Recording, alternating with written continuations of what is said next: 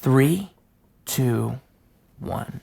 Hello and welcome to episode 100 of Ruse Radio. That's right. We have a very special guest here for episode 100. It was lined up, the stars aligned. In episode 98, we had this guest on, and Nabu says, man, what are you going to do for your 100th episode? And I said, I don't know. I don't know what I'm going to do. And here we are, episode 100. You are the centennial episode. I mean, I just got to ask you, how does it feel?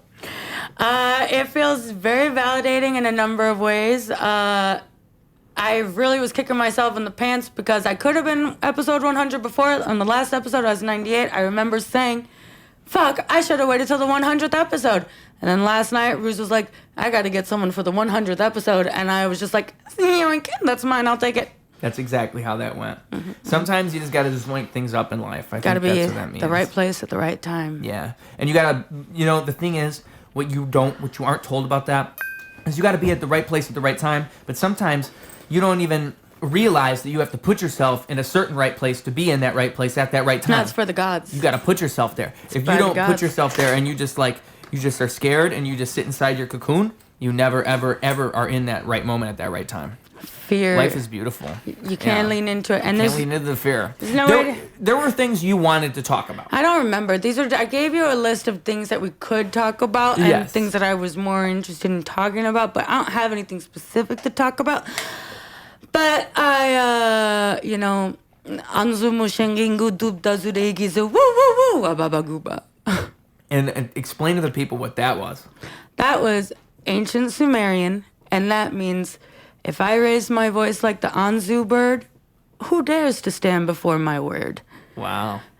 And do you know what the Anzu bird is? No.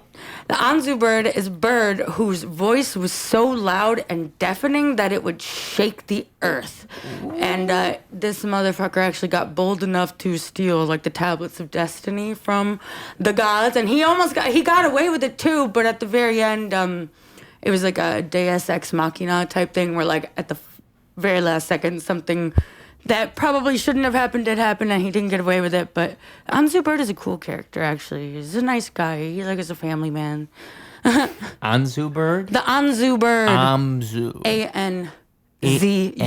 N. Anzu. Anzu. Anzu. Is there more about Mesopotamian culture you can tell us? I don't know too much about Mesopotamian culture. So it's the very first civilization that we know of. It was the first civilization to develop a system of writing, and they... Cuneiform, yes. So the interesting thing about Sumer is that language, the Sumerian language, died out that language died out and was not being used vocally or verbally pre 2000 BC, or it was, but then it died. It was a dead language, and then it got resurrected again 1,000 years later by the Babylonians. But the reason that it was no, I'm getting fucked up here. I don't think it was ever forgotten, but it stopped being spoken, but they always retained it.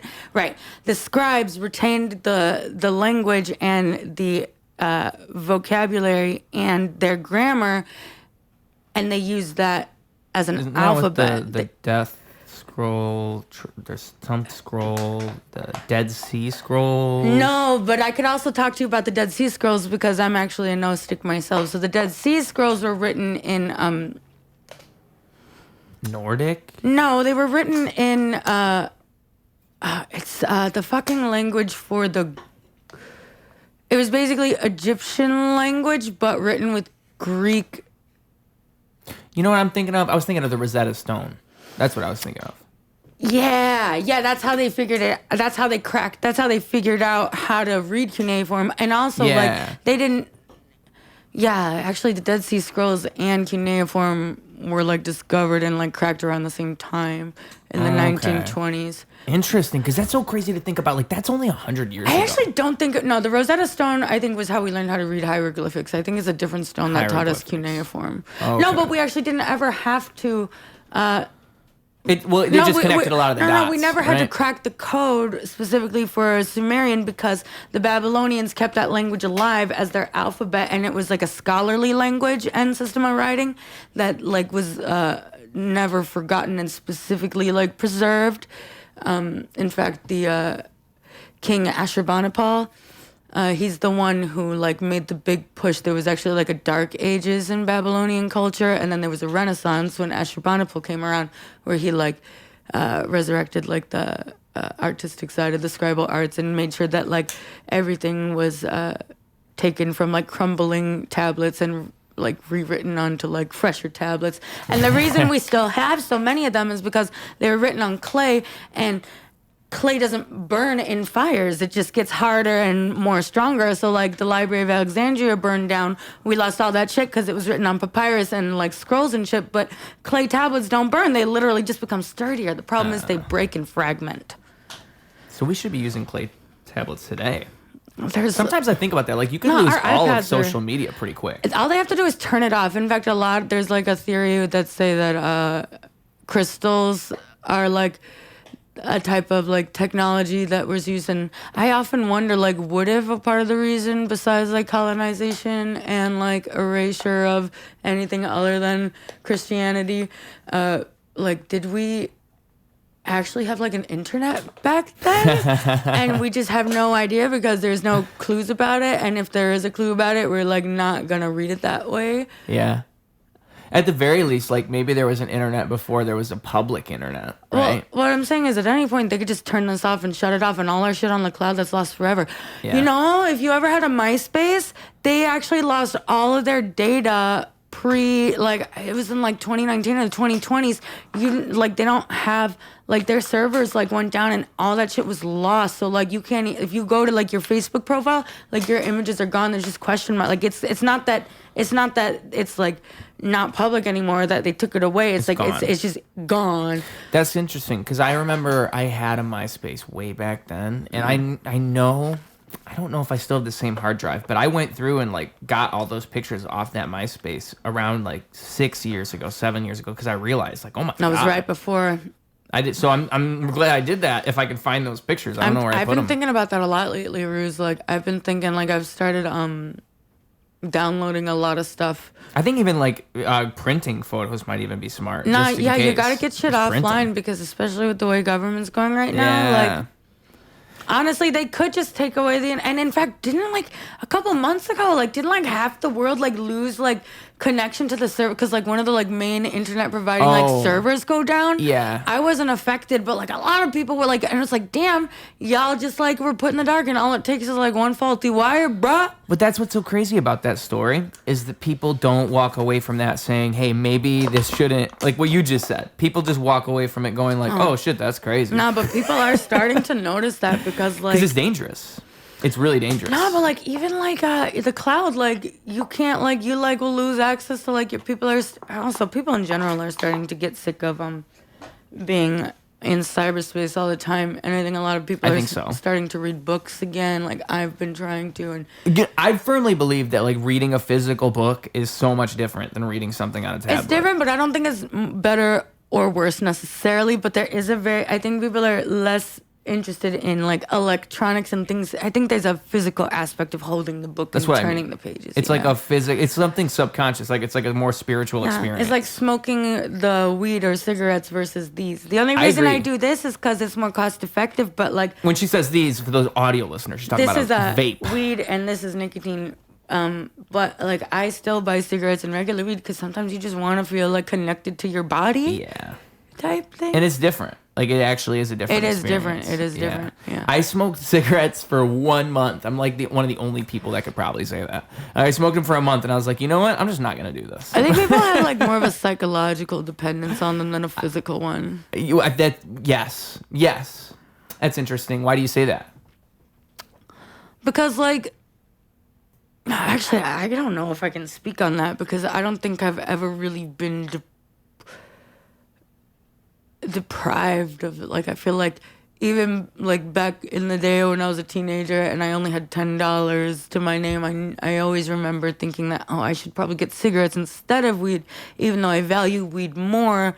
cigarettes are gonna be like more beneficial for me in the short term type thing. Cigarettes, weed, short-term things that will make your life better for just a little bit. But don't you want something that's going to make your life better for a long time?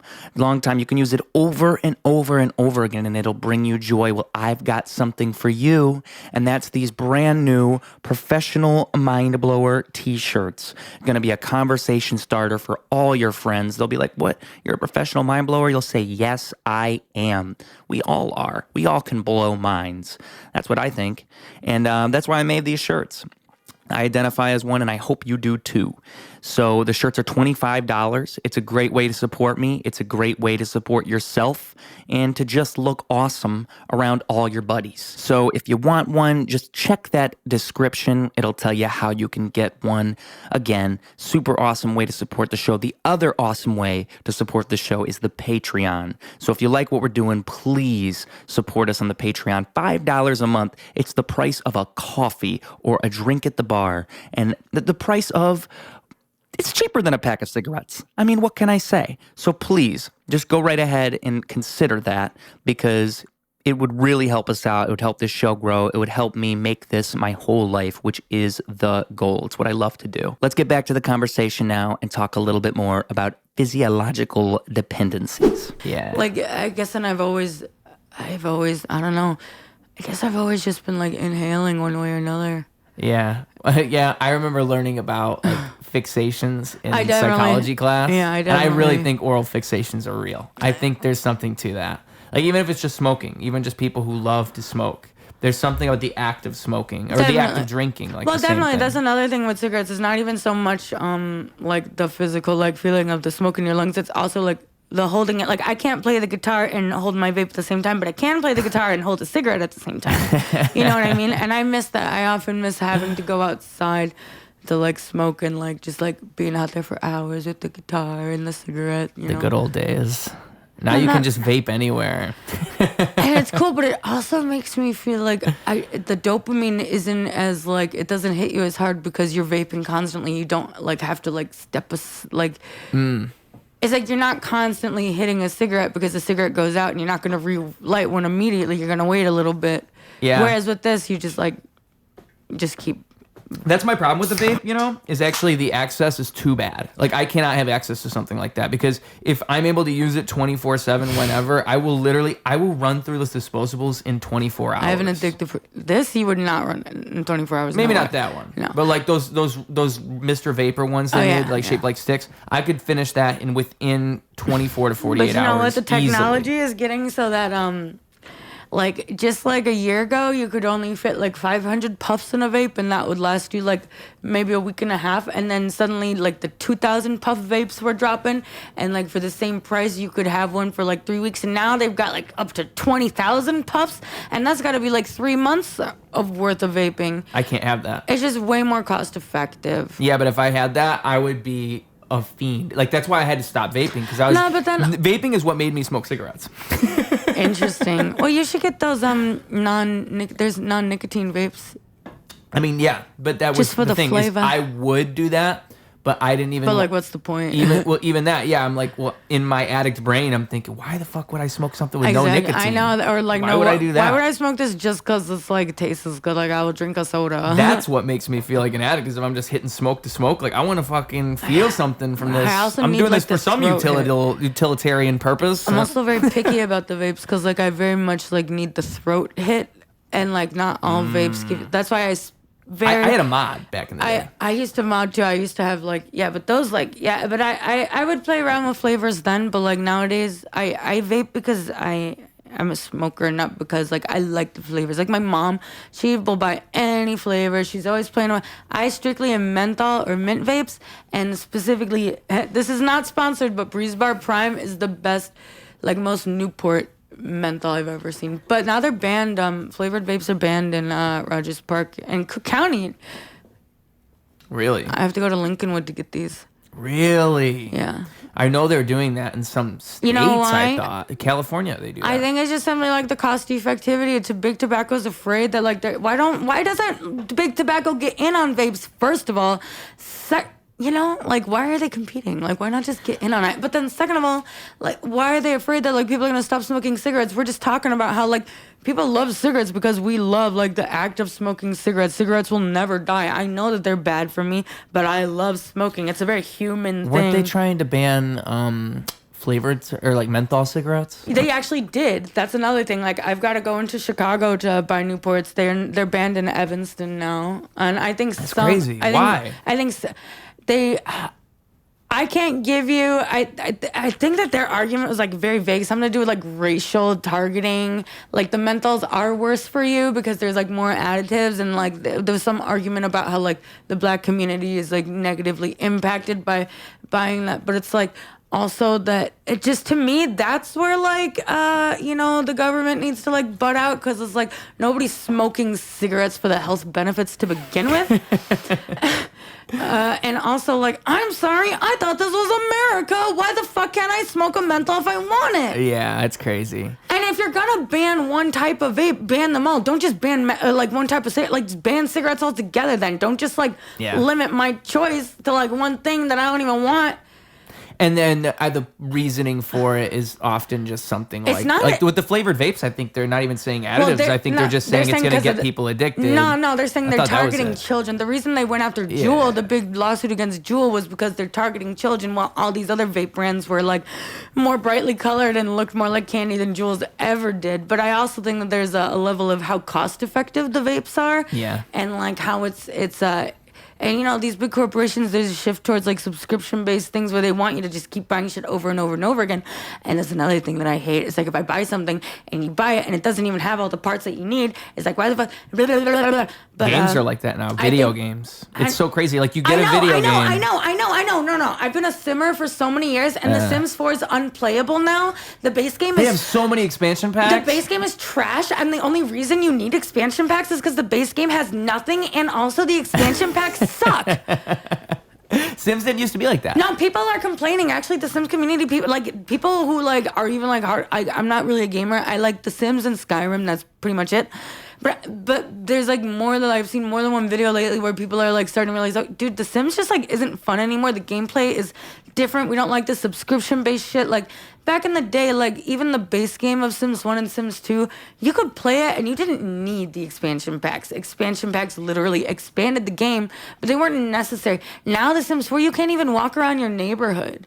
Yeah, that's an expansion pack? To buy the neighborhoods, right? No, like you get different neighborhoods. No, I'm not even. Yeah, you do get different neighborhoods. That was the same in all the Sims, but like you can't go outside of your house and walk to another house. Oh, and that was in like the was that in the third game? That's in the third game, and then also like because I know it was in the second one. Also, there's like only room for like 7 lots on an entire map, and like only like 4 or 5 residential lots. Like there's just like no room on these maps. It's like they took away all the good things about Sims, but then added a lot of bullshit things like social media in the Sims.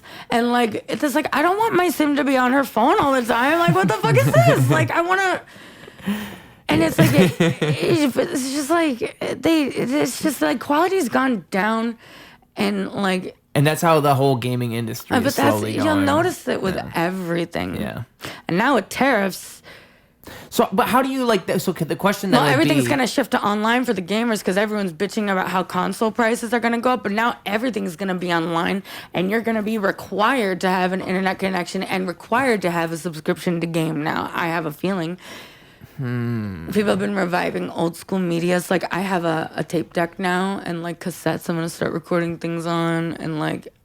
Well, they started getting rid of the disc trays on the gaming consoles. And that's another thing. Even something simple as a headphone jack on the iPhone. Like, that's so annoying because now I have to buy like a little...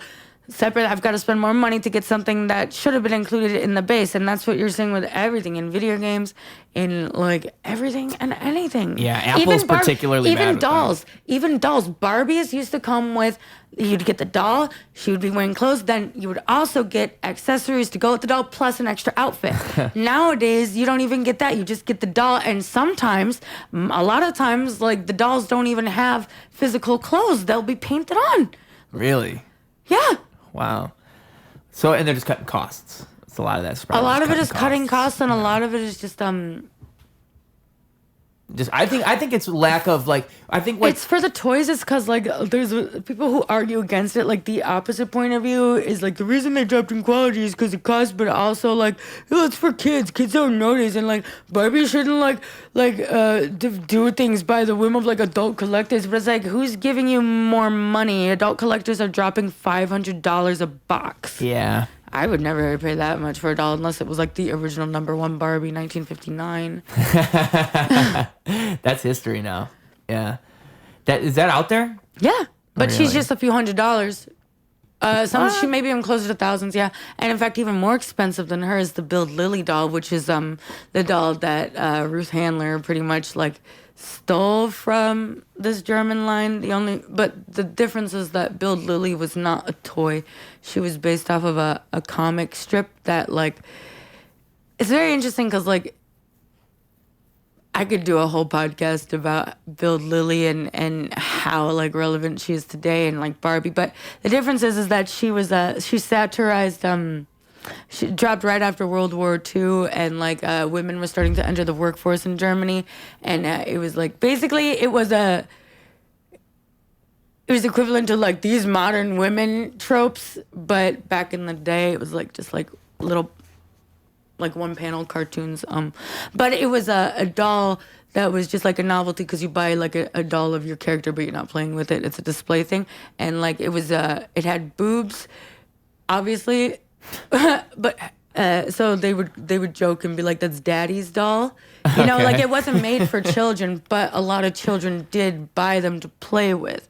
And the reason that Barbie was even conceptualized to begin with was because Ruth saw her daughter playing with paper dolls, and like instead of just dressing them, she would have them act out scenarios because like only baby dolls existed before that. Adult dolls didn't. So action figures come after Barbie? Yes. Well, it depends on how you define an action figure. We're talking about like female dolls. Like I don't know this much about boy toys, but I do know that Ruth fought very hard for Barbie to have boobs. Interesting. Because they didn't want to give her breasts, but Ruth Handler was like, no, like this is an adult woman and like she's gonna have breasts, and then I could go on and on and on. But anyway, point being, the Build Lily doll, at least in the US, is so rare that she goes for like upwards of $2,000-3,000 grand for like. Did I say $1,000 that's redundant? Well, 2-3 grand. Okay. Yeah. $1,000 I'm thinking $3 million. No, it doesn't go for that much. It goes for a few thousand. But I bet you in Germany you could like chance upon one in a thrift shop or something because they were so common. Yeah. It just wasn't for children. That's what made Barbie so even though it was a toy, it was not like a toy for kids. Huh. That's interesting. It was an adult novelty. You'd buy it like in a porn shop. Wow.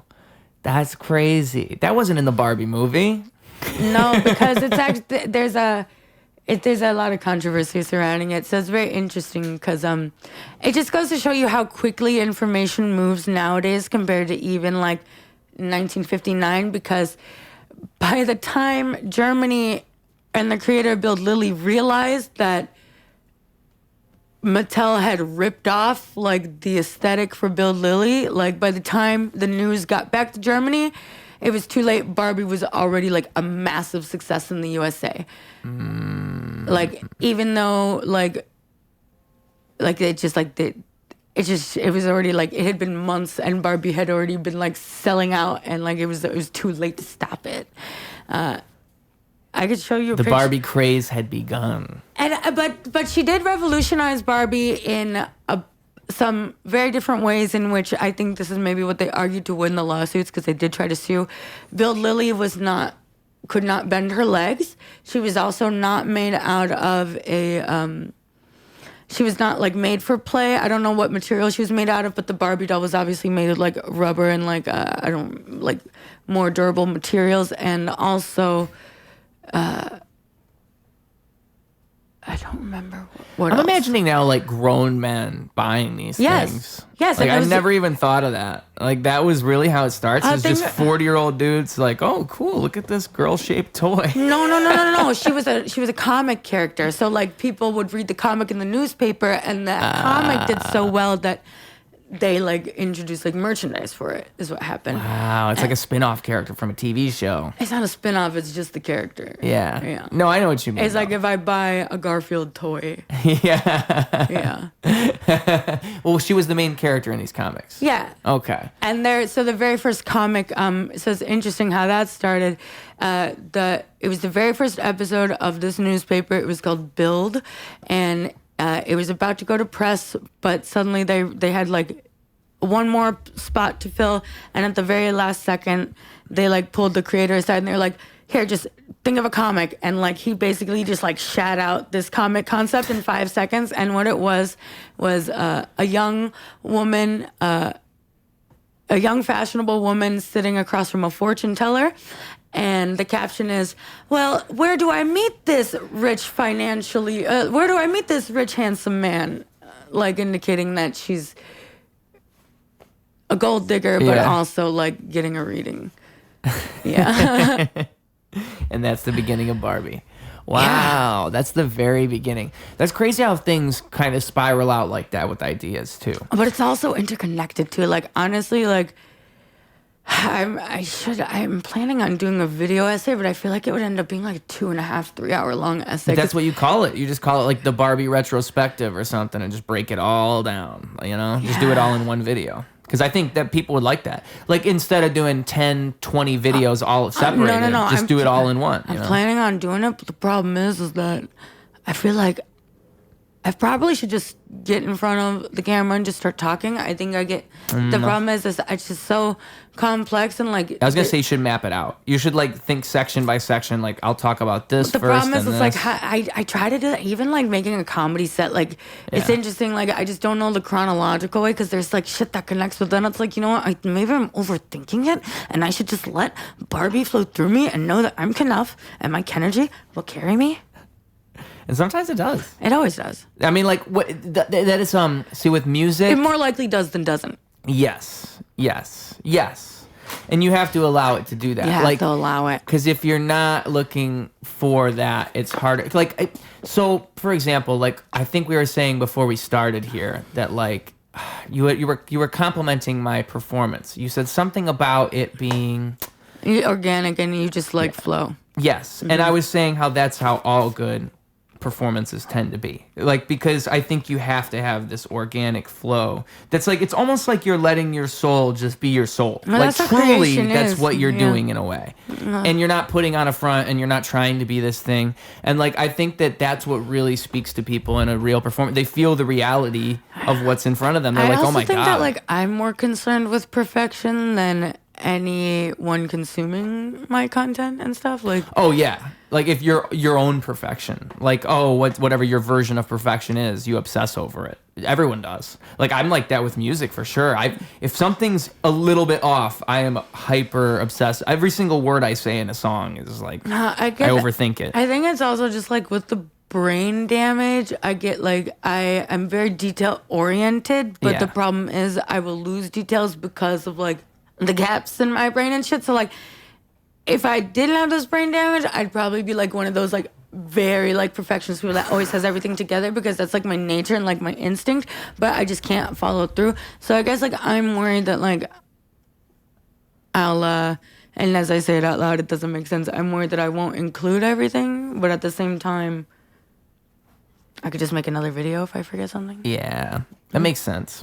That makes sense because like truly too, if you just filmed like you're saying, like a stream of consciousness, you just go through all the Barbie stuff. That's what my content is. You could just is. edit it together afterwards. Even you could be like, oh, this makes more sense if I put this here. And yeah, put this here. You can always just edit it, or you could even pay someone. They have cheap. No, editors I refuse to now. do that because I'm like you. I do everything myself. Yeah. You don't know me. To a point. No, I get it, but like for what I'm trying to do, I don't need anyone else to do it. No, I agree with you. But when you say you're like me, sometimes I wish I had an editor, dude. I wish I did. Sometimes I know, and you don't even like add shit to your videos, but like even rendering takes forever. No, I know. And that's the thing with even music editing in general is just, and I enjoy it, but it is an extremely time consuming process. People don't know. People don't know. The regular folks don't know. Well, no, because there's a lot of like very like big content creators out there that don't edit at all, like that just like shit out, and it's like so messy. Like I'm pretty minimal with this podcast. no, like even with me on my YouTube videos, I will cut out like silence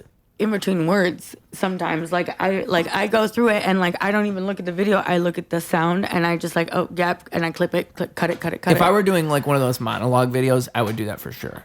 I would like if I was just talking like what you're yourself, doing, what you're doing, Because if I was just talking to a camera, I would be like, oh, all this people are gonna click away. Like people don't get that, but silence. even such a small detail that you don't think people would notice, it makes it easier to listen to. It snappier, and I like to edit a video to where I'm like, oh, I would watch this. That's how I try to do it. That's the thing, and people don't do that. No. I don't get it. They just shit it out, and the problem is people who actually are quality creators don't do it as much because they're constantly questioning themselves. Meanwhile, untalented hacks are getting all the credit and the money because they're just doing it. Yeah. You kind of have to find a balance of that, right? You have to be like able to, because that constant criticism and that over-analysis is a strength in a lot of ways. Like it actually is good because it causes you to refine your material and make yourself better in a way that other people wouldn't even think to do. But it's like you said, it also makes it so you question everything you do.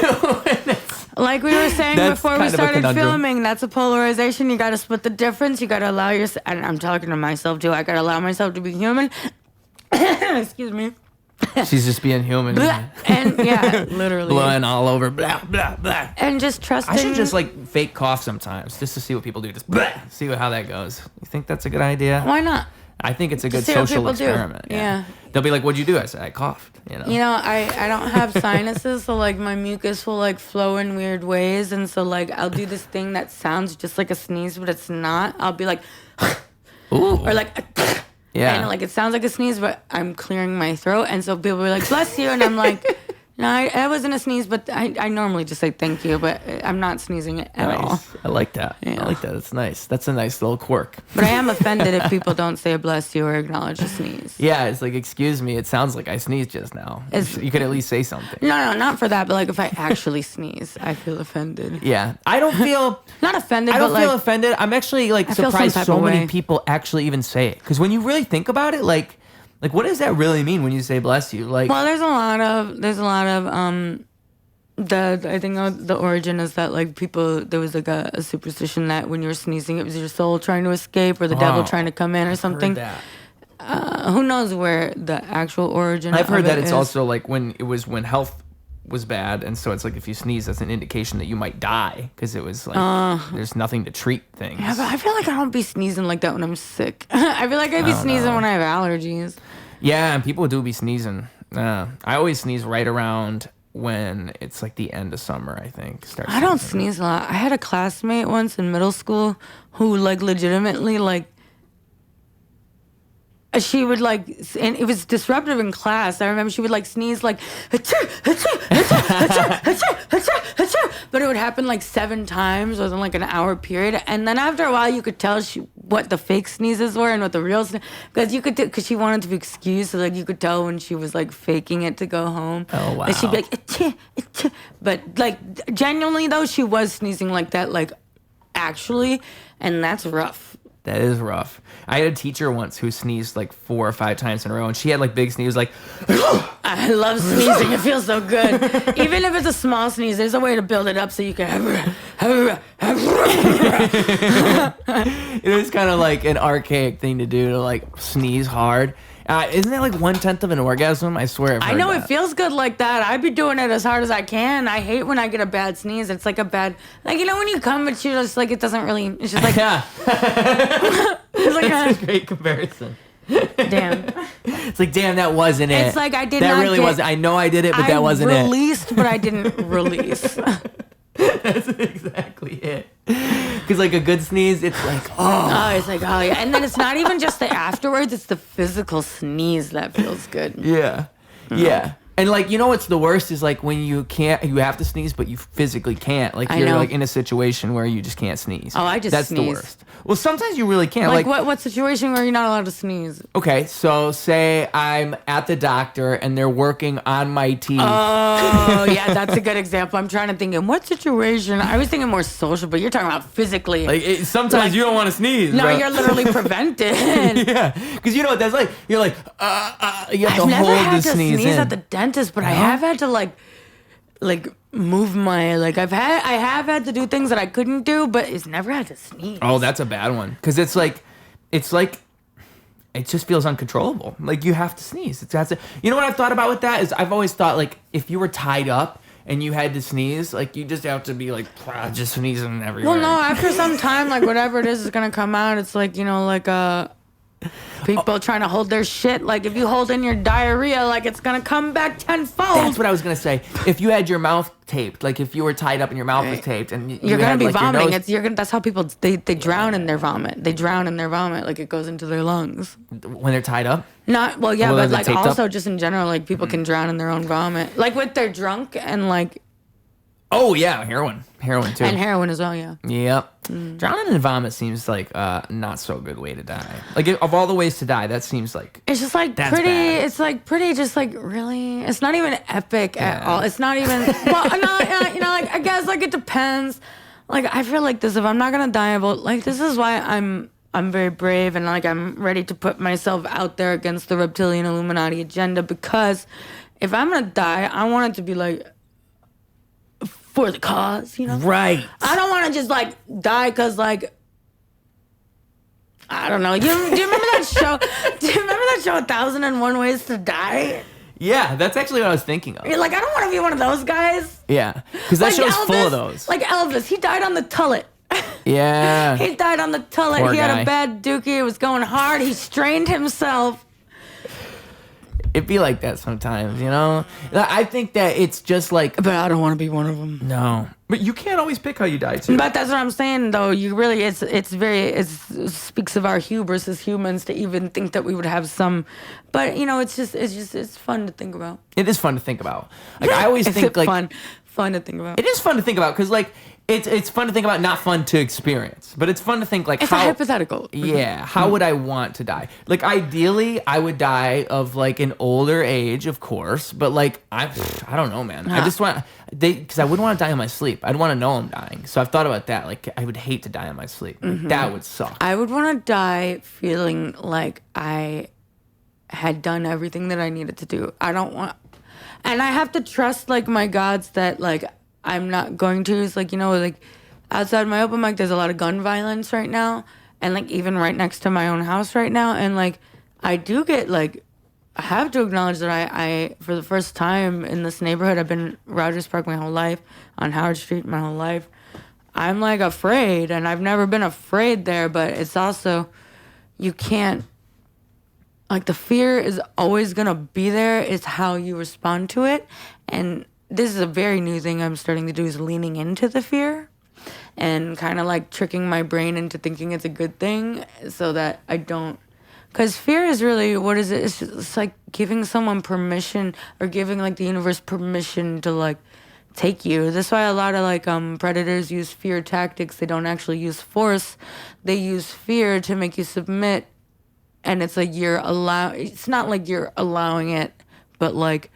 Well, I would say anxiety is self-inflicted fear. Well, anxiety, not necessarily, because anxiety could be stemming from a lot of things. But if you're leaning into it too much, if you're like letting it overtake you and not taking control of it, because like people are acting like heroes don't feel fear. Yeah. But you can't be brave unless you're afraid. Teddy Roosevelt had some quote about walk quietly, carry a big stick. Wish I could remember what it was, but it was like him saying like going into war, he felt just as afraid as like he felt terrified to do it, but he knew he had to do it. And I'm butchering the quote, but that's the main point. Essential part of it is like he's saying that like you need even these people you think are brave. You can't just be fearless. There's no such thing as fearless. Yeah, and I have friends who do crazy things. Because they're leaning into that fear. Okay, but how about these people that like climb these cell towers? Yeah, but they get off on the adrenaline of the fear. You're probably right. Yeah. But see, that's what I'm trying to trick myself into doing, but like also in a healthy way. I'm trying to like especially like now that Trump's elected and like now this whole like your body, my choice, and just like seeing like, I'll say this is why I'm optimistic. It's like this. When you discover an infestation of cockroaches in your house that you know has been building for a long time, it's it's disgusting, it's terrifying, you're like in shock, you're taken over, and it's like seemingly insurmountable, but guess what? That shit was there before you knew about it. Now you know about it, you can do something about it, and you know who's who now. Like, these people didn't suddenly become racist and misogynist. They always were. They But just like, weren't. how do you, so... They're just saying it out loud now. What do you do, though? I call that shit out when I see it. And that's also something that, like, I used to be too afraid to do. But, like, if you're going to hurt me, you're going to hurt me. Mm-hmm. Like, if you're going to kill me, you're going to kill me. Like, if I'm going to say it, though, because if I don't say it, if I don't say it, no one's going to say it. And even if nobody acts on what I say, I feel like people get away with horrible shit because just people don't say anything at all. It's not that, like, the perpetrator, like, doesn't know it's wrong, but, like, nobody's saying anything about it. And people are looking at it. A lot of times with sexual assault, you know, people get away with, like, saying your body, my choice, and people are out there defending Nick Fuentes, but I don't remember what I was saying. What was I saying? Did he tweeted that recently, right? Yeah, and he got doxxed for, no, what was I saying? I saw that tweet. No, what was I just saying? I lost it. I had an error 404. Oh, it was the how you should say it if nobody else is going to say it. People are saying this shit, and they're not, like, it's not getting shut down immediately, like, and then it gets worse and worse and worse. Yeah, well, I think... And then it just gets allowed because, like, look this out. Like, no, not enough people called it out when Trump said, I'm going to grab her by the pussy. No, like, I'm serious, though. Like, like, he was allowed to say that and still...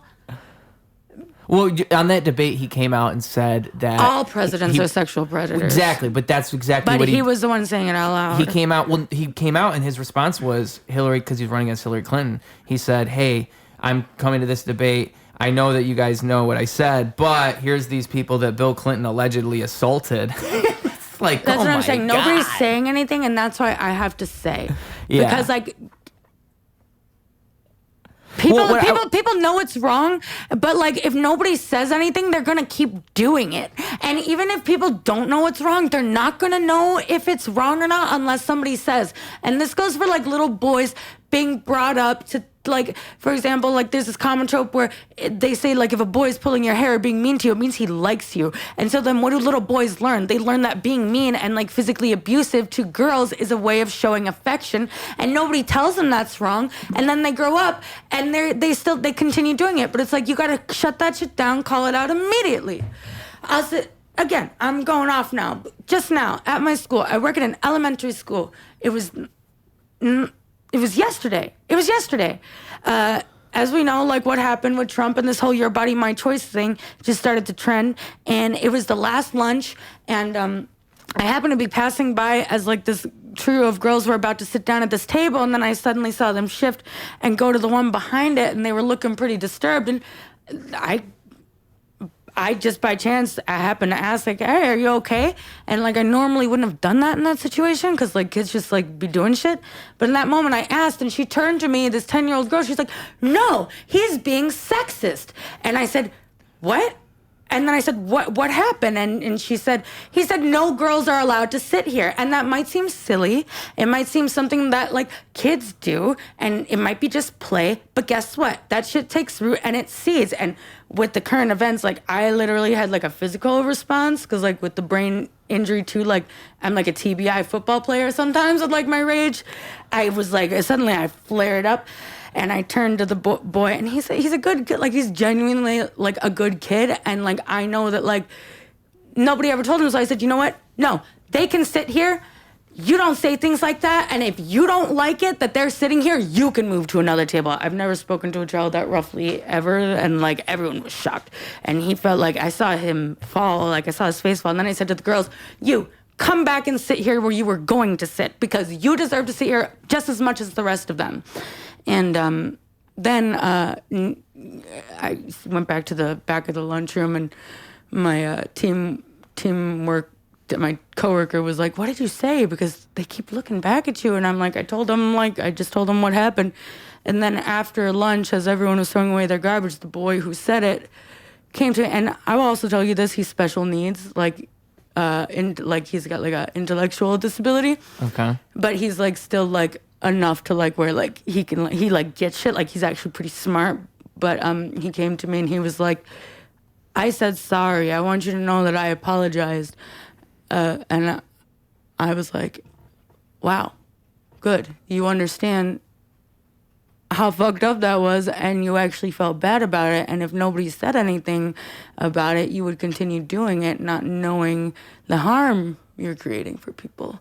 And so I actually gave him a tiger paw. At my school, our mascot is a tiger, and like we can give out these like little sheets of paper called a tiger paw, and you give them, and they can cash them in like during certain days of the school year. I actually gave him a tiger paw for it because like there was great energy of him to like to not get defensive about it, and like to actually realize, like, not focus on his shame of like being called out like that, but like just realizing that, oh shit, actually I did do something wrong. And I think that when men reach a certain point with this bad socialization, they can't take criticism at all. And it's like, that's why I say you really gotta focus on the children. You gotta cut that shit when it's young, even if it seems harmless. It's not. I mean, I would say that's what real toxic masculinity would be, is that men really have this thing. They really think they're better. I think that it comes from, I have to imagine a lot of it is societal. It comes from, I actually knew, though, the root actually roots back to ancient Mesopotamia, when states started warring and we shifted away from agriculture. Now you had like tribal groups competing for resources, and it was actually necessary. Well, there's a bunch of different reasons. So first of all, one of the big reasons was if you're going away to war and your wife has a baby, there's no way to know whether or not it's yours. But also, to even further that, if you don't teach men that they can have power over something below them, how could you ever expect them to submit to you? It's almost like having power over women. Like giving power to the everyday man over women is compensation for being pawns in war.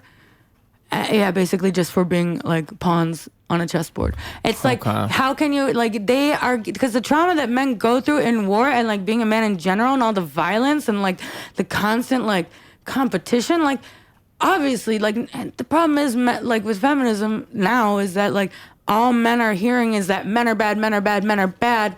Women always have it worse no matter what. And we do, because of the double bind. Anything that happens to a man happens to us times two because of our bodies. But they're taking it to that like men don't suffer. And they're sitting here going like, no, I am dead inside.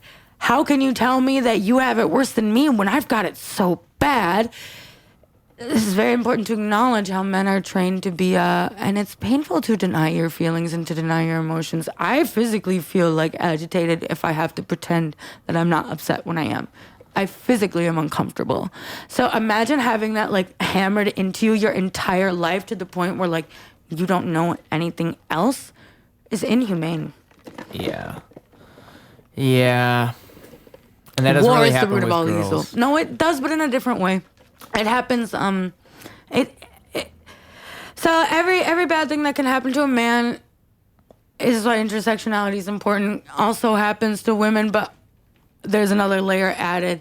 So like, and then anything that happens to a woman, there's another layer added of worse when it comes to like black women. They get it worse, and then like, I don't understand what that means. So what do you like, mean like it's worse? It happens. It's not like worse, but like it becomes more complex. So even if people aren't sexist, you're still a black woman, and maybe they're racist. So then it's like the double bind even further. So black people in general have been like systematically like marginalized in U.S. history. Like literally race has been written into laws. So now not only are you culturally lesser just in general because you're a woman, you're expected to be subservient to a man, but now on top of that, your value as a human being is even less because now you're a black woman.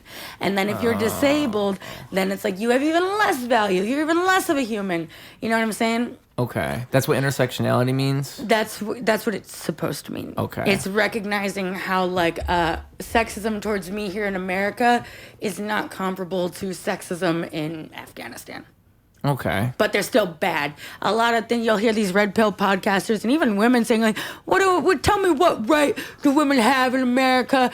Like, tell me what right you guys don't have in America. Like, how could, like, they just, like, they use Well, that. is there sex written into laws? That's what I would wonder. There's sex not written into law where it should be. Okay. That's the problem when it comes to, like, a misogyny in law. It's not that, like, women are specifically, like, written into, like, women are not allowed to do this. It's that they aren't mentioned at all. So, like, when it comes... And they would, like, say that's what identity politics... Well, no, for example, like, their needs aren't written into it at all. This is not identity politics. For example, marital rape was not written into national law in the USA until 1993.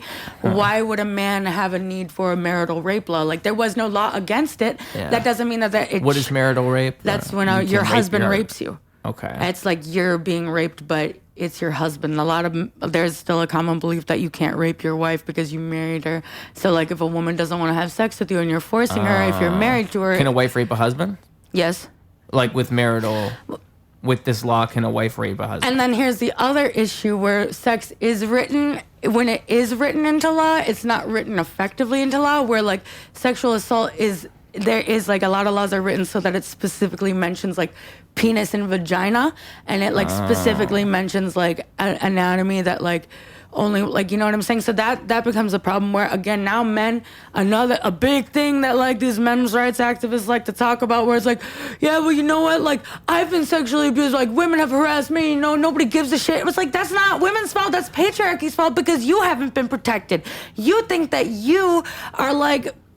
It's not like you can't, like, say that the woman who's your boots, like, neck, like, you got your boot on a woman's neck and you're saying that you're not suffering because look at this boot on my neck. And it's like, we all got boots on our neck, bro. Like, just get off. Can't we all just get off? I wish that it were, like... It's just hard for me to even imagine, because, like, the thing is, I can't imagine what it's like being... It's just like how I couldn't imagine what it's like being a black person. Well, I can empathize, but I can't imagine it. That's and why so you gotta I have listen. to imagine, like, it's hard to... Because I think as everyone... You exist in ways people treat you differently in subtle ways. That's why, like, the term microaggression comes in. And actually, like, this is one big thing that connected me with, like, race politics and gender politics.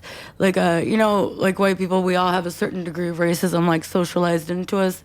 But I think the one big thing that clicked for me, which is why I really work hard to, like, uplift black women. Like, the people who run the writers' room now are 2 black women. I'm really proud to have that. But it's because, what the fuck was I saying? Empowering women and black women, and I think it's something about that, right? We're going somewhere with the empowerment. This is the brain damage thing. I'll be literally in the middle I should have been keeping that one on track for you. I thought it was about empowerment. I really thought that's where we were. But I don't remember exactly. I try to empower them. I mean, I don't know. What I'm saying is, like, everyone has a little bit of racism socialized into them. Yeah. And, with microaggressions, I remember now.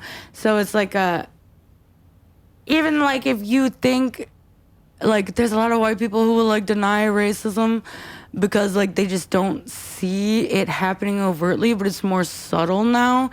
And so, like, just because, like, you don't notice, like, the little, like, look that, like, the person at the store is giving you, or, like, even if you don't notice, like, or think it's weird when, like, somebody does something to a PSC, I wish men would notice how weird it is, these subtle things that men do to the women around them. Like, a lot of people will defend the creepy men in their life because they don't perceive what they're doing as creepy because they're not the target of it. If a man pats you on the back and you don't know him like that and he's, like, touching between your shoulder blades, like, it feels creepy and weird. If he's staring at you, they're not looking at him, seeing him stare at you. They're just, like, conversing. Like, they don't feel the vibe being directed at you because it's not being directed at you. Yeah. Or them. You know what I mean? So it's, like, it's the same thing with race, but then it also amazes me, like, how many black men talk about, uplifting black people, but then turn around and say the most misogynistic things about their own women, and like then dehumanize women. Like, how do you not see the connection between how white people have dehumanized you and then turn around and dehumanize women? And it's like all these things are I don't. That's cognitive dissonance. Do you think at all that like identity becomes a construct in a way? It does, but it doesn't at the same time. And I think that right now it's getting way too complicated and complex. There are, like, yes, gender and race are social constructs, but there are biological realities. Yeah, I agree. To it. So this is where, like, I get a little bit nervous because it's like, because the identity politics have gotten so out of control, let me just say this, like, I'm not going to sit here and call a trans woman a man because she's not a man. I'm not going to disrespect her pronouns, but she was not born with the biology that has, like, subjected women for thousands and thousands and thousands of years. And I guess I never really thought about it too much, but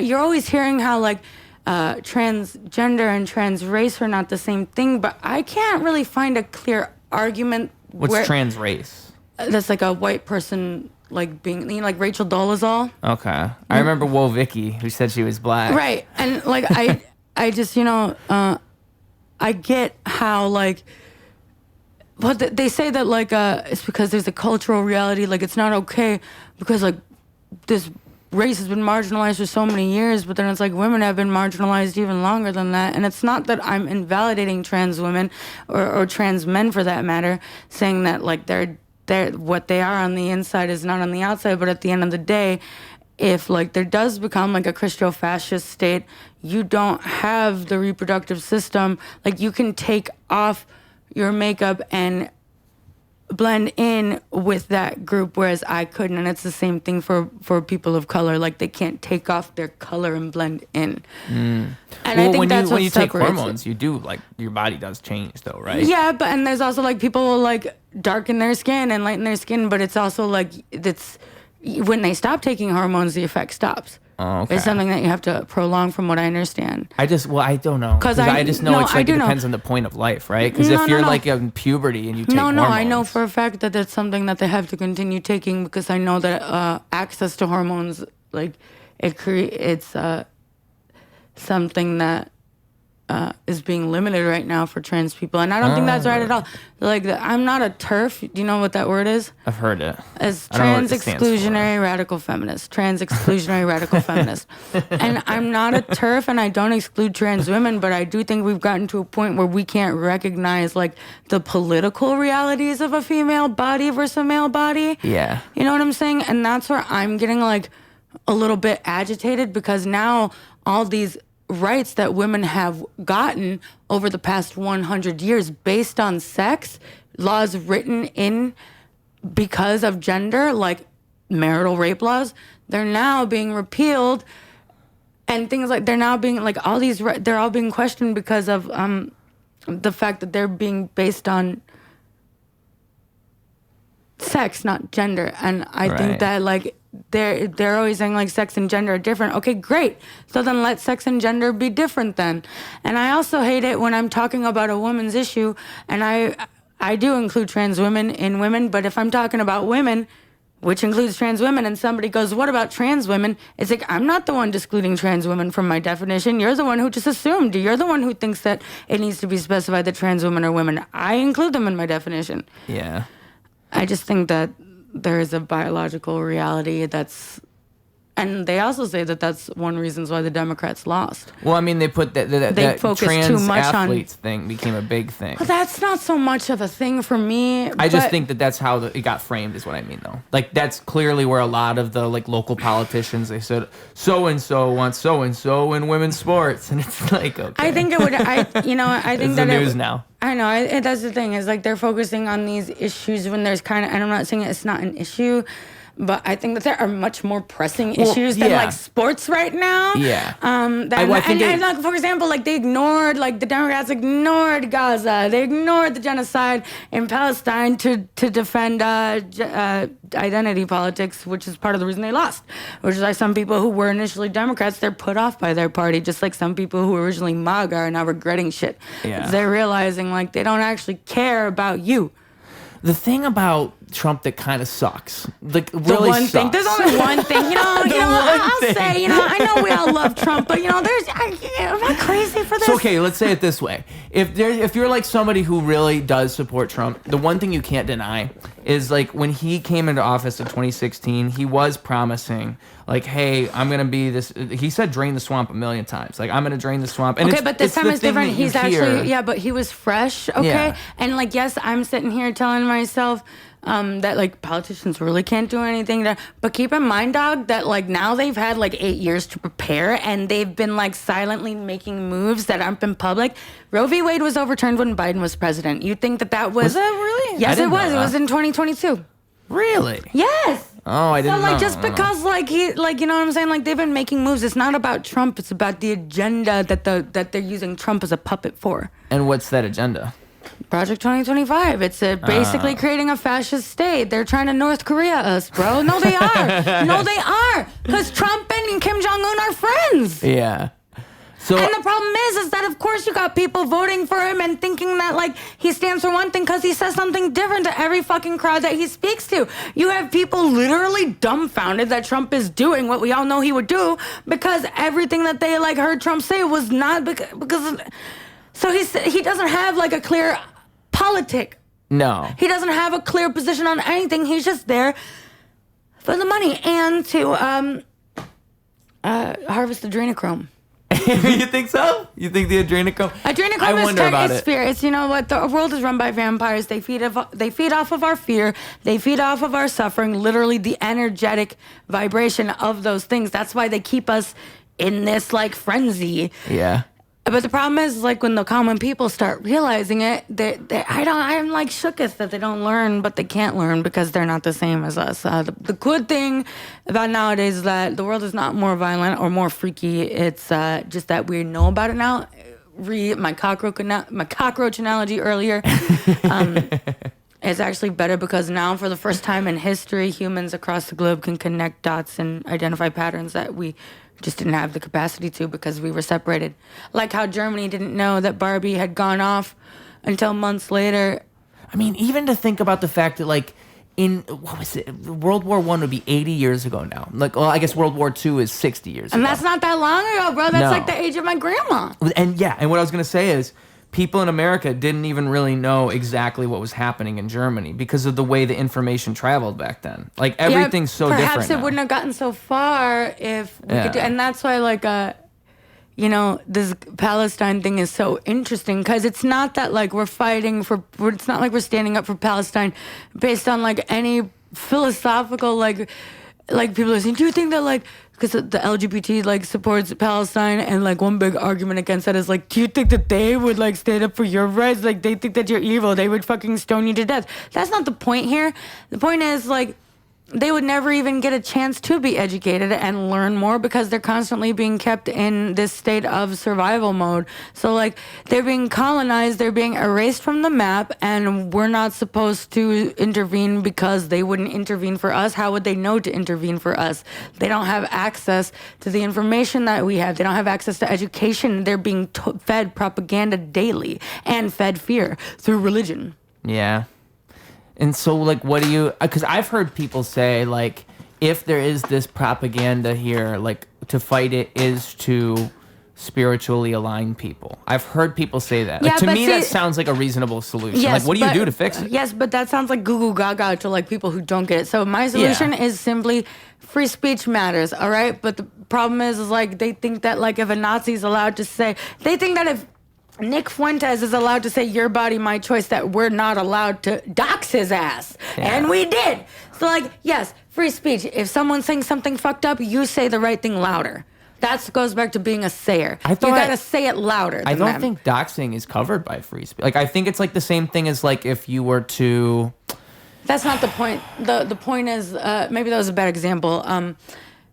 You can, like, say all you want, and you could clear a room of people who, like, are frightened by what you're saying and don't vibe with it, or you could say what you're saying at my open mic and get your ass kicked out because the majority says, hey, you can't say that shit. I mean, you can say that shit, but we don't like it, and we're going to tell you that we don't like it. So if you've got some kind of humiliation kink, I guess stick around, which I think Khalil does, which at a certain point was why I had to like make sure he doesn't come back.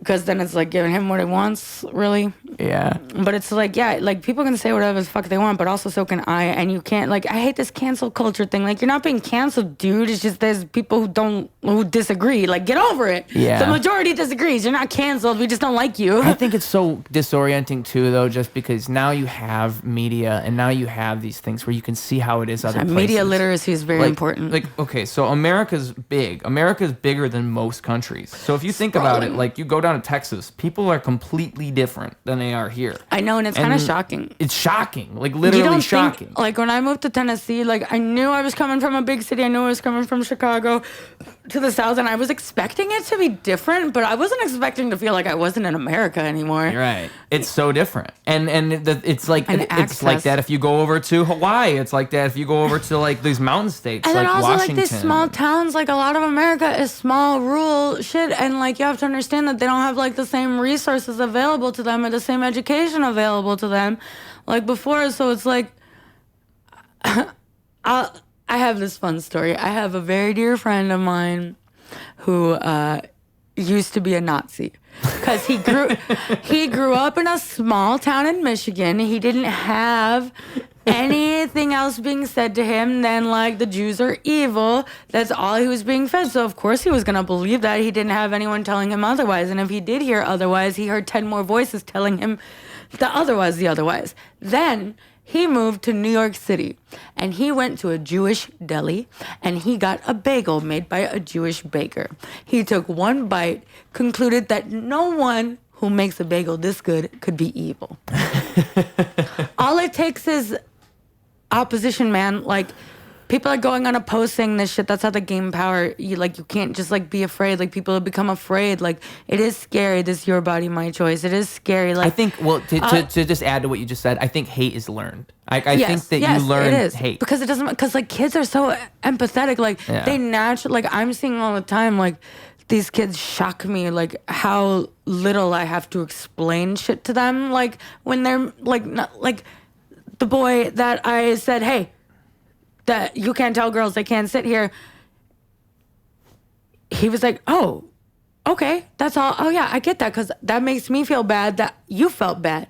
Humans are social creatures and we feel each other. Like we couldn't have done anything that we've done today without connecting to each other. And to try to like, it's not natural. Like we naturally want to love and to be loved, and we're all just babies crying in the dark with no one to comfort us. And if you're a crying baby all alone in the dark with no one to comfort you, it makes you feel better to know that there are other babies crying in the dark that aren't being comforted. And that's how you get these echo chambers full of like incels. Like they're finding comfort in each other. Well, echo chambers in general, because people don't want to step out of their like. Well, they don't know to. They see no reason not to. And it's not even that they don't know to. They see no reason not to, because every bad feeling they have is being validated. It's just that like the problem is with the echo chamber is that you're not able to see outside of it. And here's the thing with all extremist and radical groups is that they drop just enough truth and relatability to draw you in, that other things start to, like when they drop something crazy, you're able to connect these vague dots. And that's how extremism starts. It's not like people are just like immediate. It's even like going into like a bad relationship. Like they don't start abusing you off the bat. You could look at like any good cult, and that's always the story. And a cult starts normal. It's actually a systematic, like it's a playbook. It's the grooming process. Yeah. Jim Jones is an interesting one, because he had that whole church going for like decades before they actually moved to Jonestown. Just look at the Mormons. Yeah, Mormons are still, it's so cult-like. And like the thing is, like when you see something like that, I think people are starting... I think what people are starting to do is they're starting to see America itself as that. And like Americans, I mean. But the rest of the world, they look at us and they go, wow, those guys are like... Yeah, but then it's like the other thing is like they don't have access to the same education. Like that's why I'm shocked. Like people, like if you really start to look at like America, you'll realize that like we're really... It's just like you would think that like education standards, there would be like a standard across the board for like American education, but there's not. Yeah. And Japan's completely different, right? But they're a lot more strict on it, if I'm Well, correct. they value STEM Yeah, more, science, engineering, science, mathematics. yeah. What's the T? I want to say tech, but I feel like that's not it. Yeah, I don't know. But that's the idea, right? That's the You idea. learn about these different important atmospheres, and I thought it was. I remember hearing growing up is like Chinese people, like they had to go to school 6 days a week, and it was longer school. I can't remember. It might just be all Yeah, hearsay. no, and like people like to like talk shit about America for that, but like also like we just value different kinds of education. Like what's considered like a good education here in America is more well-rounded and more to do with like awareness of your place in society as a culture and just like having more like well-rounded, whereas there's more like emphasis, like they don't place emphasis on the social sciences. Yeah, that's what I was about to say. I feel like that's what I meant. Social sciences. The whole way the education goes, I just hate how standardized everything seems to be. Like every person learns and grows differently, and some people excel in certain areas that other people never would. The only reason and if you don't foster that at the right time, you'll just. The only reason I don't have a degree is because I literally am math retarded. I scored 99th percentile in everything else, but in math I score in like the 64th percentile. And what does that really matter in life? No, it doesn't mean anything. And Exactly. I was like pissed that I can't because I am a phenomenal student in every other regard. Like I could be translating Sumerian tablets right now, but I can't even get close to that because I've got this one stupid math credit that I can't complete because all the math classes are online now. It's not like I could like be in a classroom with a teacher and do paper homework. Add the element of it online makes it even more confusing for me. Yeah. And I just don't even think it should be that way. Like if somebody's bad at math, like why? Why are we so worried about that? Like they're good at everything else. Because you don't need everything else to create a war machine. No, you really don't. That's what it is. This goes way back to Sumer, man. Like, this is what I'm saying. What they're doing, these fascist states, they're creating mindless soldiers. Humanity's starting to realize, hey, though, but we're actually not that because we can connect the dots because we have internet now and social media. Even people in third world countries now have phones and internet, you know? Yeah. So it's very interesting. It's very cool. In a way, I look at that whole battle, like of humanity versus this like robotic It's cyclical. So we might go down. People might be afraid, like, but then we go up higher. It's like it goes. Well, I just look at it as like it's like the when you think about like what are they talking about in religious stories? They're talking about good versus evil. Like there's this thing within people to want to believe that there's something strong that's good and it's fighting something strong that's evil. And I think that's what it is. It's like a spiritual battle. Always you have to do it. The good guys, your team. Like who defines terrorist? Yeah. Did you know that Hamas, I'm not saying I'm pro-Hamas, and I do think that Hamas should be condemned, but I also think that, like, if you, like, compare, like, what Israel's done to, like, the Palestinian people, you got to compare. Like, did you know that Hamas actually advocated for a secular state, not going by Sharia law, so they would model their government more similar to how Turkey does it? No, I didn't know that. Yeah. And how does Turkey do it? Turkey does it where it's, like, there is no official religion, and they don't, like, Sharia law is, basically like law based on Islam, whereas okay, whereas like Turkey does it, well, like even though Islam is like the national religion, they don't like the laws aren't based off of like what's okay or what's not okay in that religion. I'm sure it is influenced, but it's like they form their laws more like we do in the West. Interesting. But now they're trying to do a Christian Sharia law in America, and I just don't know how people can't make the parallels, but especially like these races. Like I miss old politics where like even if like you were a Republican or a Democrat, we could all generally agree that Nazis were bad. But now it's like we seem to be like modeling things after the Taliban. Like we're like trying to like, oh, we like what they're doing. And there was like an article that came out like a year or two ago that was saying like the Taliban was getting bored now that like they've won because there's no more fighting, and they're like getting like restless with all the administration now and the actual like task of running shit. It's like they're like getting like they don't like it, and I think that's so part of me is like, is that why they banned women speaking in public? They were just getting bored. They had to stir the pot. But no. The Taliban, but they're not Nazis though. Some of them are. Well, right? like, honestly, what's the difference? Like, if you're just defining a Nazi as somebody that's hating somebody as based on their race or their religion, it's like, I don't really see the difference between a Nazi or a Taliban fighter because they're both pretty much the same thing. It's just, like, who they hate is different. And, like, it's the title is specified to the culture I it thought came out Nazi of. though, like I always thought of Nazi as like somebody who like Well, no, like Hitler no, master race. no, that's what I'm saying. Like there is a very like Nazi does specifically refer to like Aryans, and like Taliban does like specifically refer to the group specifically called the Taliban. But if you're looking at what they're doing and what they're basing their rhetoric and philosophies on, how could you really say they're different? They're doing the exact same things, and their systemic grooming is the exact same. Okay. And the way they come in, the fascism, it's just fascism. Fascism always looks the same no matter who's doing it for what reasons. And it's so systemic and so obvious. Could you like understand though how someone would fall for such a thing? Absolutely, exactly.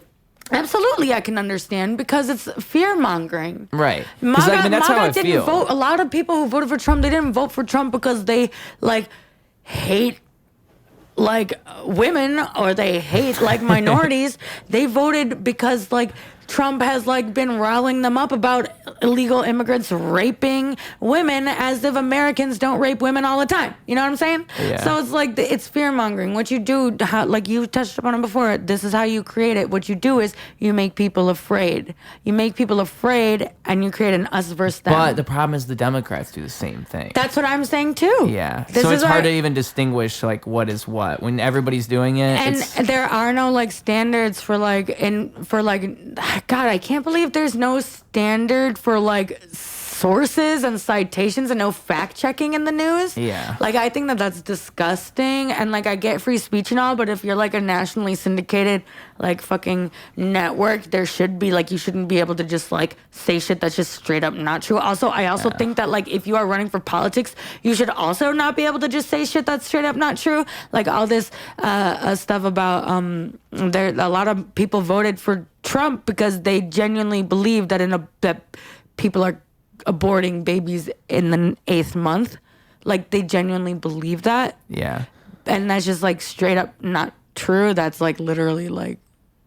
So this is why like the pro-life is so intense, because they just literally believe that because that's all they're being told. Yeah, but then and then they're hyped up with groupthink and sociology. So like people tend to go with the group.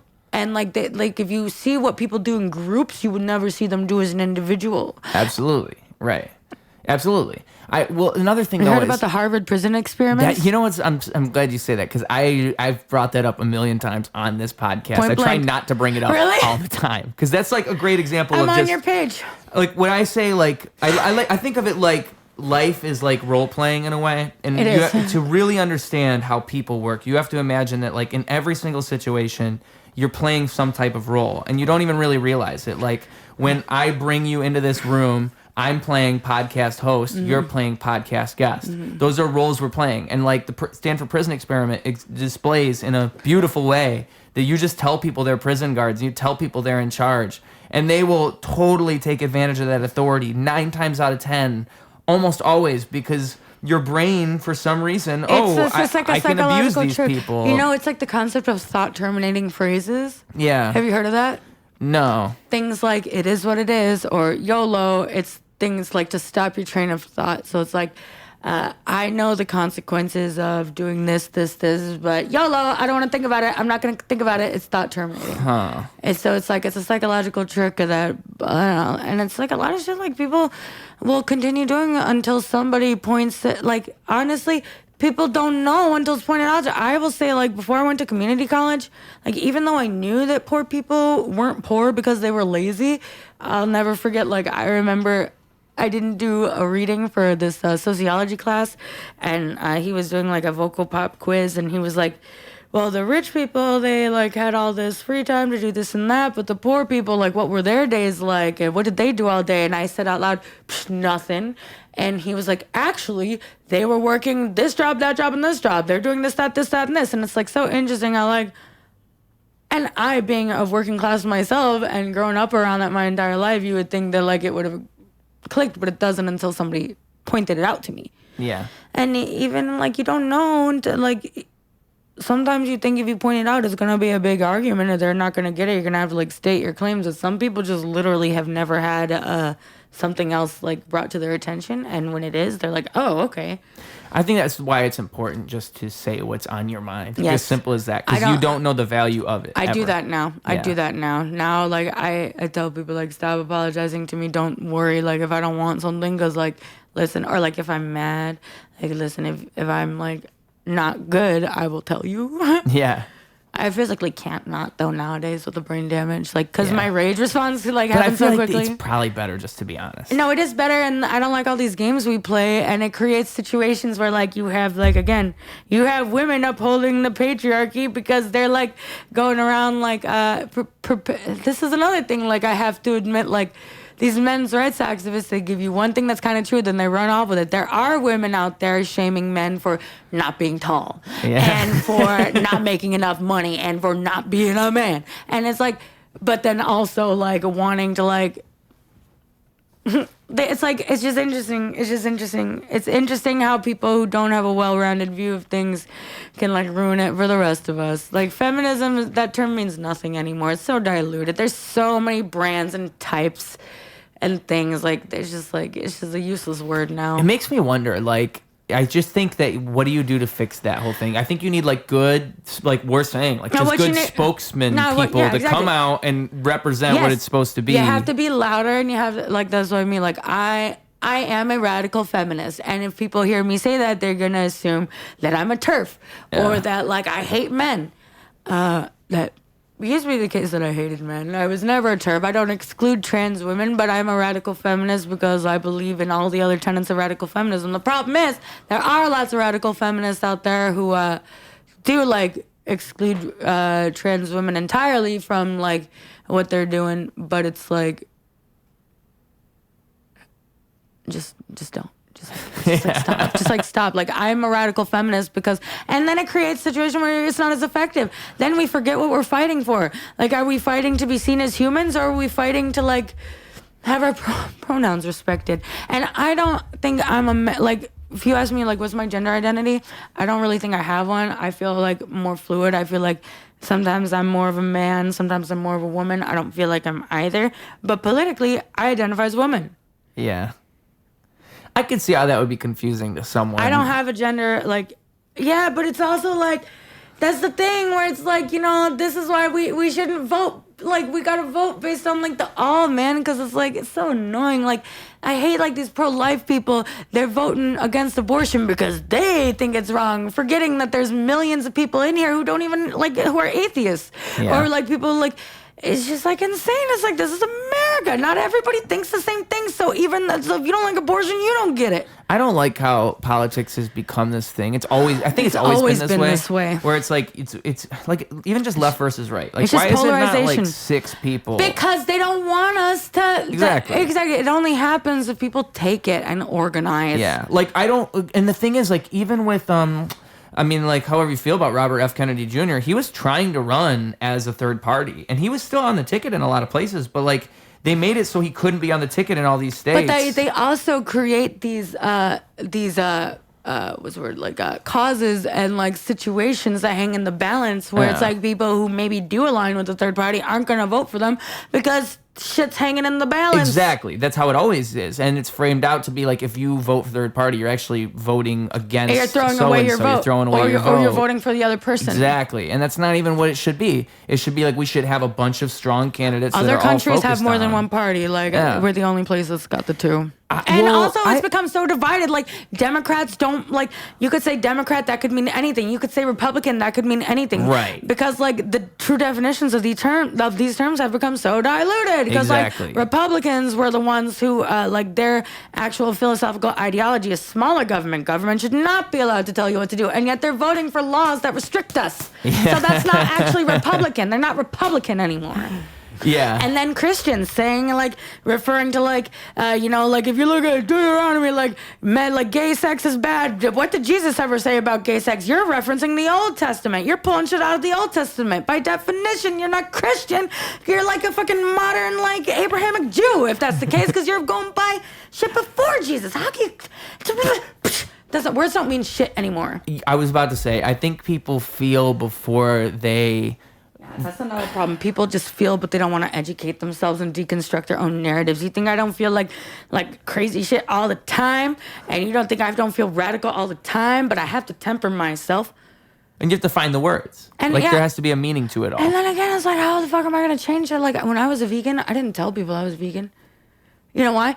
Because if I told people that I was a vegan, they were going to immediately dismiss anything I had to say about it. They were going to, immediately challenge me or start some kind of conversation about it. Yeah. Tell me this about it. I don't give a shit. I just want to be vegan because it's what I believe in, and I know that you are just immediately against it because of all these vegans who are telling you you're an evil person and this that. Of course, veganism is a joke because all these vegans are so hateful. How the fuck are you gonna change their minds if you're just shitting on them, bro? Yeah. Now you've become the enemy. Now you've become harmful.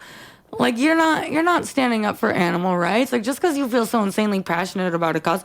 And again, I don't really I hated men. I genuinely was I really did. I had to deconstruct that because it's listen, how am I ever going to change these ties that bind us if I can't talk to a man without him immediately becoming defensive? Yeah. And how do you ever change? How does one change the world? Because the world will never be ideal. Laughter. The world's never. Yes. You ever have a fight with somebody and then something makes one of you laugh and then suddenly it's you don't feel like fighting anymore and then you guys come together somehow? There's something physiological about that. I'm sure it's been studied. No, what it is they say that laughter. And here's my big thing about predators in comedy and this people telling racist jokes and then they're saying shit and calling it just a joke. Laughter is an evolutionary thing that developed, they say, that to let people around us know that we're okay and that we're safe.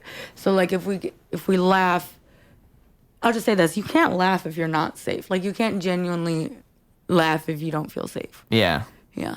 It's safety is a requirement for it, and so you literally can't laugh unless you're safe. Yeah, that makes sense. You can fake it. And so I think that it's so simple, but it's you can disarm people with laughter. People, you know what? I'm able to get through to people on my hardline views about feminism and all these other things because I'm making people laugh, and I'm not, I'm making people think that they're better than me. I'm humbling myself and I'm making them laugh. I'm not throwing facts at them. I'm charming them. Yeah. Yes. But not in a sneaky, double-handed car salesman way, in a way where it's oh, they genuinely like me because I'm fun and I make them laugh.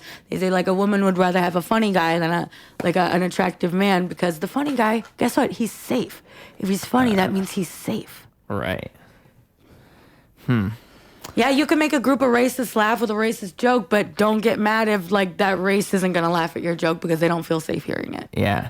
And a great joke involving race would make everybody laugh. Yes. If you could really do it well, everybody's going to laugh. I took my most famous joke, the difference between average Joe and a convicted sex predator is chance. My audiences are always male. They laugh. Yeah. They don't think I'm some feminazi.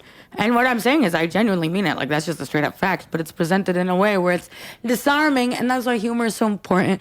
That's why the concept of the sacred clown has always existed in history because it's a requirement for society to have someone go out there, flip something on its head, blow it up, and exaggerate it so much so that you can see how ridiculous it really is. Yeah.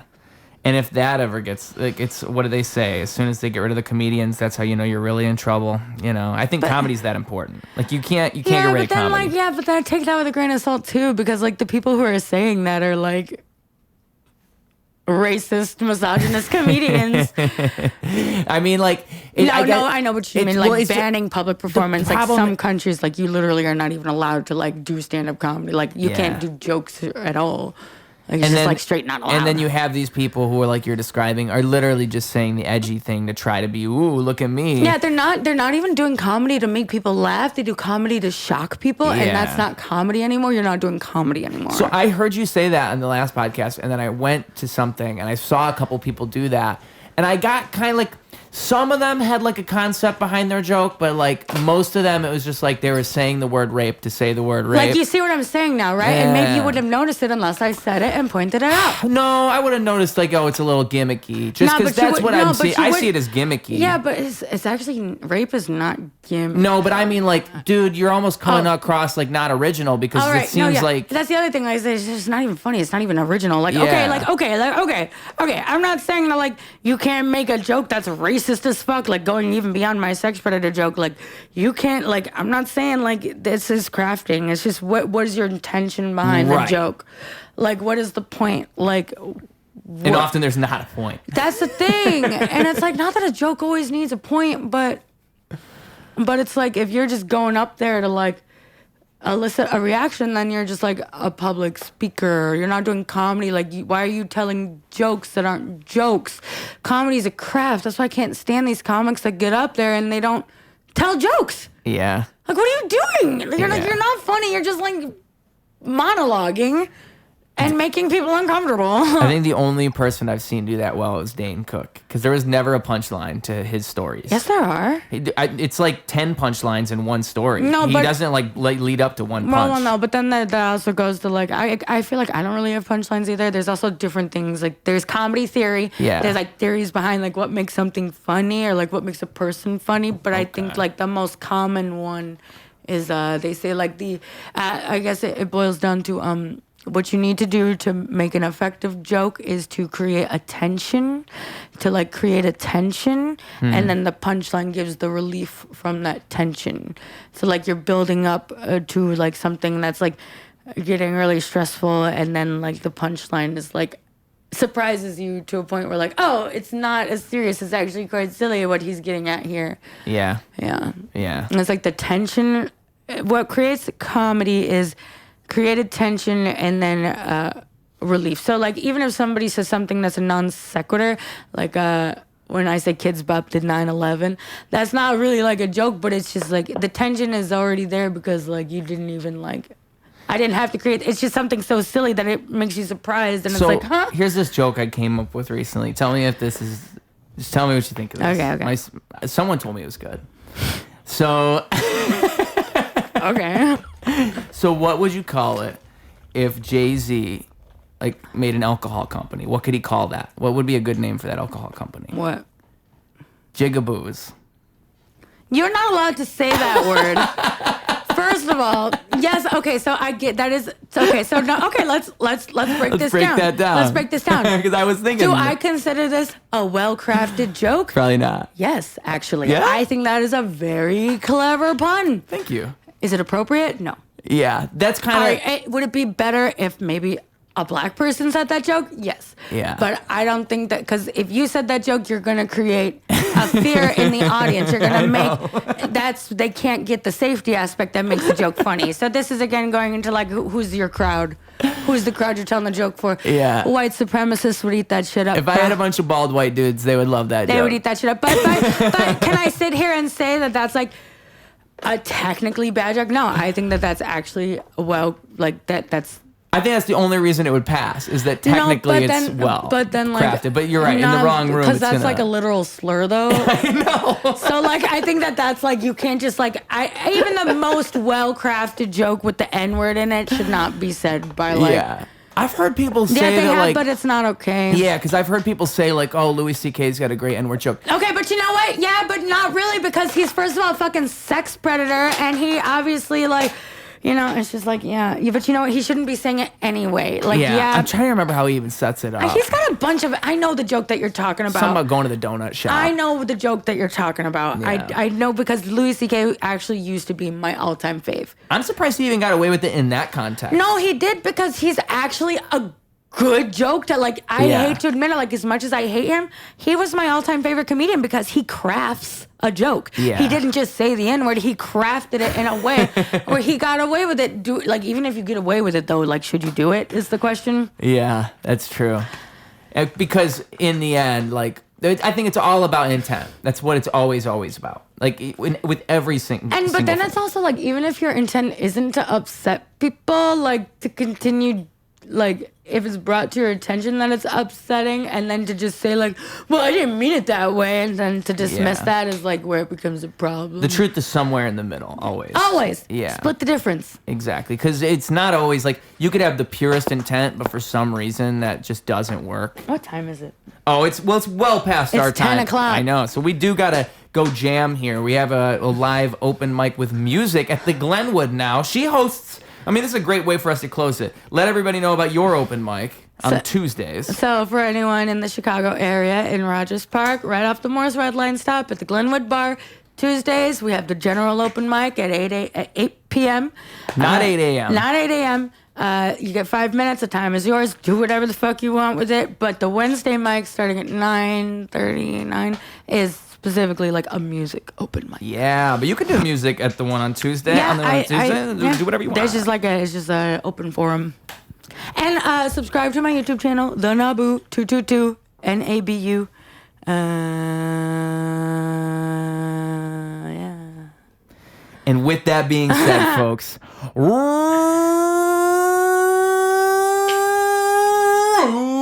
Radio. Oh, that's a good way to end. Clocking out. I got the world in my pocket, got a girl on my arm, got an eye in my socket, whirlwinds in my palms. I'm a free man, let me lead you along. I can show you something different, let me sing you a song. Ain't no algorithm touch me, ain't no palace this lovely. I find a way to find a way out.